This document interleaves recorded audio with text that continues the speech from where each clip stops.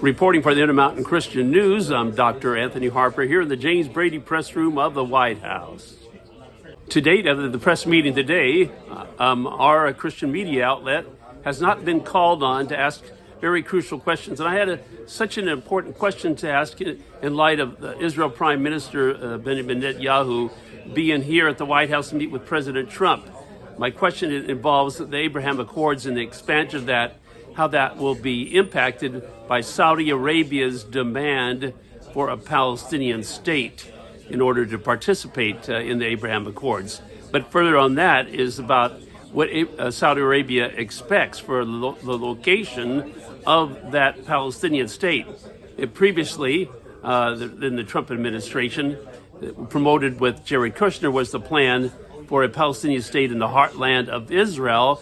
There was great opposition to that by evangelical Christians, especially the leader in that movement by Michelle Bachmann, who's the dean at Regent University, and also previous presidential candidate.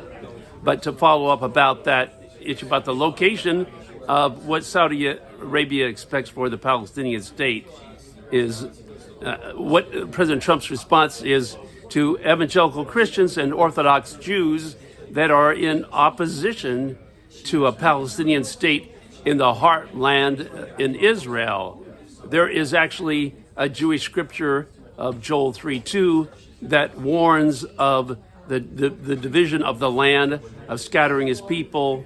And that scripture from Joel 3:2, which is respected by a lot of evangelical Christians and Orthodox Jews, says, "For God enters into judgment in the valley of Jehoshaphat, the nations that scatter his people and divide up his land."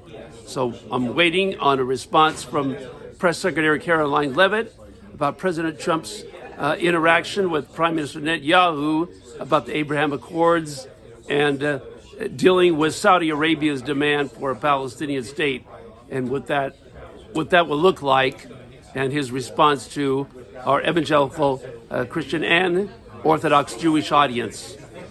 What remains to be seen is about the realization of the promise to be called on here to ask questions on behalf of our Christian and Jewish audience.